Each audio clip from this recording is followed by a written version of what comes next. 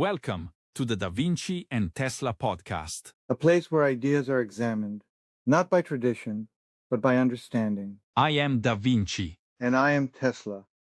In our previous episode, we explored how first principles thinking helped uncover a simpler understanding behind one of the most important inventions of our time. But every idea has a beginning. And ours began with a simple question. Here's a recap of our episode 1. The most advanced nations in the world, with the best technology and medicine. And yet, they ran out of something as basic as cloth. Not just cloth, not opinions, not assumptions, but first principles. What is a mask, really? Not what the label says, not what people repeat. But what it actually is at its core. A structure of fibers, dense, layered, intertwined. A physical barrier designed to block particles. And yet, during the crisis, many were told a different story. That masks work because of static electricity, like a magnet pulling particles. But real-world evidence told a clearer story. In Missouri, 2 hairstylists worked while symptomatic with COVID-19. They served over 100 of clients. Both the stylists and their clients wore masks, and not a single infection was reported among those clients. A case later documented by the Centers for Disease Control and Prevention. There's a myth out there, you've heard it. Never wash your disposable mask or you'll destroy the static charge that makes it work. But is that true? Let's look at the evidence. Not opinions, not fears, but real science and a real-world case study published by the Centers for Disease Control and Prevention. Here's the idea behind the myth. Some masks use electric treatment, a fancy word for giving fibers a static charge that pulls particles in. And yes, electrostatic charge can enhance filtration. It's real. But here's the key question. Is it the main reason masks work? Or is it just a bonus? And if you wash your mask and lose that charge, does it become useless? The answer, as we're about to see, is a definitive no. Let me take you to Springfield, July 2020. 2 hairstylists worked while symptomatic with COVID-19. Between them, they served 139 clients over 8 days. Researchers recorded the exact masks worn. Nearly half were 100% cotton, which holds 0 electrostatic charge. If static charge were essential, the virus should have spread like wildfire, but that's not what happened. There was virtually no transmission. 0 among clients, 0 among secondary contacts. The masks worked, cotton and surgical alike, even with extended use in mixed mask types, and fit mattered too. So if static charge faded or was never there at all, what actually protected these people? The CDC report emphasized the importance of wearing masks, but never commented static charge was not essential for masks to function. Why was this critical detail overlooked? Was it to protect big mask manufacturers, or simply because experts failed to apply true first principles thinking? A first principles thinker. Someone who breaks problems down to their most basic reality. Someone who doesn't ask, what are others saying? But instead asks, what actually works? One of those thinkers is Poon. While others followed assumptions, he returned to fundamentals. He looked at what truly matters. And what he found was simple, but powerful. Standpoint, I'm trying to study the material, and here are the 3 layers. Polypropylene material. We did find some source material from a electronic microscope company who has done a study, a test, and this is a cross-section, exactly how you look from this cross-section. And this actually is an N95 mask that the cover, the top and the bottom layer, and then the middle filter material. The middle filter material has 2 layers right now, and you can obviously look at how fine the fibers are layered. And that's how they trap the virus. And the virus almost like going into a maze in that trap. This is the one single layer, which is similar to this. And the filter is here, and then the top and bottom. If you haven't seen that discussion yet, the full episode is available on Poon's YouTube channel. The response to Poon's video was remarkable. As it spread across the world in 2020, viewers from different countries began sharing their thoughts. One viewer wrote, "My dear Mr. Poon, I wish we'd had this information in March. Imagine how many lives could have been saved. Because of your wonderful video, I am confident that these masks can be reused many times until this pandemic is finished." Another user commented, "If everyone was as thoughtful as you, sir, we wouldn't be in this situation. Thank you."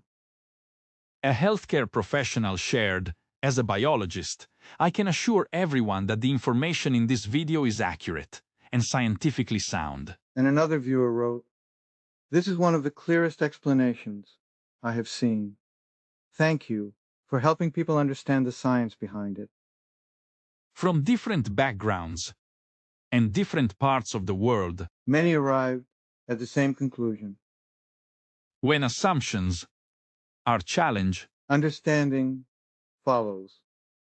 Today, we explore a modern invention that embodies the same spirit of first principles thinking.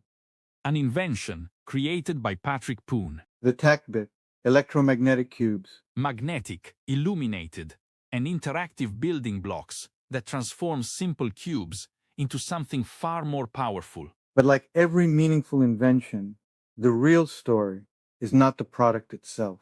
It is the thinking behind it. How do you reinvent something as simple as a building block? How do you move beyond convention and create something entirely new? The answer, once again, begins with first principles thinking. Let's break it down to the to the fundamentals. fundamentals. My dear Tesla. First principles, the bedrock of all true creation. We do not build upon the assumptions of others, but strip the problem to its atomic truths and rebuild anew. Tell me, how did this Patrick Poon approach the ancient joy of building blocks? Precisely, Leonardo. Electricity, magnetism, light. These are the fundamental forces of the universe. Poon did not merely copy existing toys. He deconstructed play itself. I am an industrial designer. My work began with toys. I studied how simple objects shape imagination, how one idea can influence generations. Years later, I became a grandfather, 5 grandchildren, growing up in a world of AI, robotics, and automation. That changed everything for me and my vision. I started asking one question: how do we prepare children for a future we don't fully understand? In 2011, I invented the Tetris light. It launched in the UK. It sold out. Then copies appeared, manufactured without permission. I spent 2 years in legal battles across countries, across companies. And in the end, I won that battle. That experience proved something important. The power connection system I created was unique. It could become something much bigger, not just a product, a platform. So I kept building and refining the system. Magnetic connections, no short circuits, safe connections at any angle. That became Tactbit, a modular learning system where children build logic, build structures, build confidence, not just playing, understanding. Manufacturing is real, automation is in place, patents protect the core system. We are ready to scale. Because this is not about toys, it is about preparing children for a world shaped by intelligence and machines. They should not just use technology, they should build it, shape it, lead it.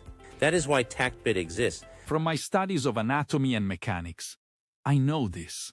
Understand the core, and invention flows naturally. What was Poon's starting point? Poon, a veteran industrial designer with decades in consumer products, from modems to flashlights, began with the most basic question: what is the fundamental nature of a building toy? Not, what do current toys look like? But, what makes things connect? Magnetism, a natural, invisible force, reliable and strong.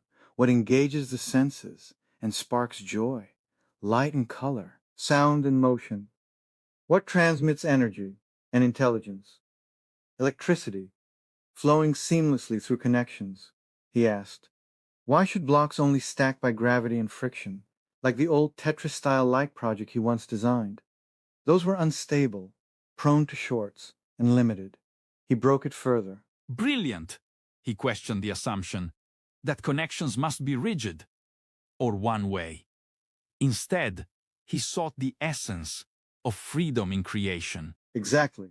Poon engineered patented, rotatable conductive frames inside each 4-centimeter cube.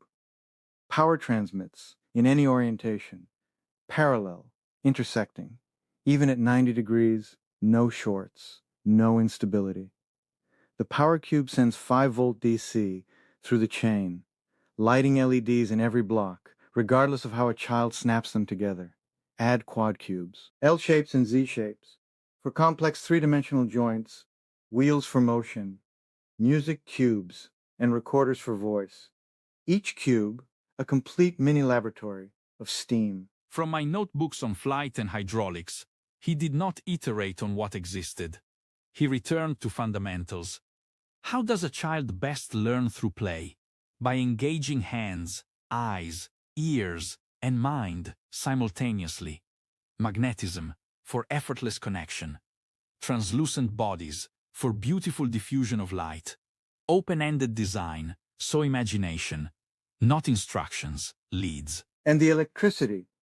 Every connection is a live circuit, teaching current flow intuitively. No screens needed. The child becomes the engineer, the artist, the inventor. This is first principles applied to education. Break learning into its purest elements: curiosity, experimentation, creation, and rebuild a system that grows with the user from age 1 to 100. Every child holds a spark of genius, just waiting to be ignited. Picture a world where playtime is more than fun. It's a launchpad to a future brimming with possibilities. Welcome to the world of Tactbit cubes, where every connection is a step towards innovation. The essence of Tactbit lies in its magnetic magic, allowing for seamless connections and endless configurations that fuel young imaginations. These cubes aren't just toys. They're tools for innovation, creation, and education, igniting a passion for the essential pillars of STEAM in our young explorers. Discover sets filled with unique blocks.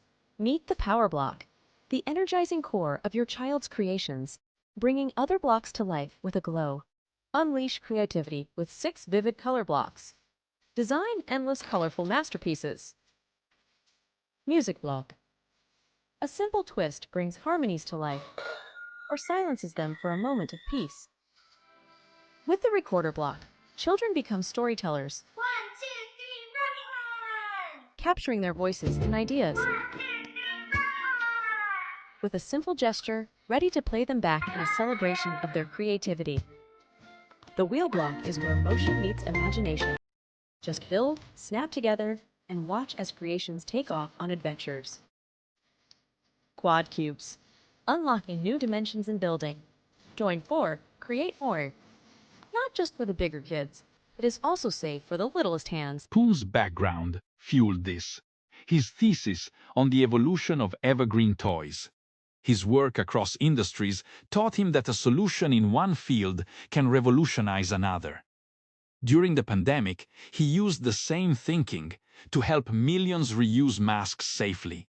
He sees Tactbit as igniting that same inventive spirit in children, preparing them for an AI world by teaching them to think like inventors. No dogma. No, that's how it's always been done. Just the raw materials of the universe: magnets, LEDs, circuits, sound, reassembled into something eternal. Snap, light, invent. To those watching, question everything. Deconstruct. Rebuild better. This is how we advance humanity. The future belongs to those who master the fundamentals. And Patrick Poon's journey reminds us that innovation does not begin with answers, It begins with questions, not with assumptions. but with understanding. Thank you for joining us on the Da Vinci and Tesla podcast. If you enjoyed this episode, be sure to like, share, comment, and subscribe for more conversations on innovation, invention, and first principles thinking. Until next time, keep questioning Keep building and and keep thinking from from first principles. principles.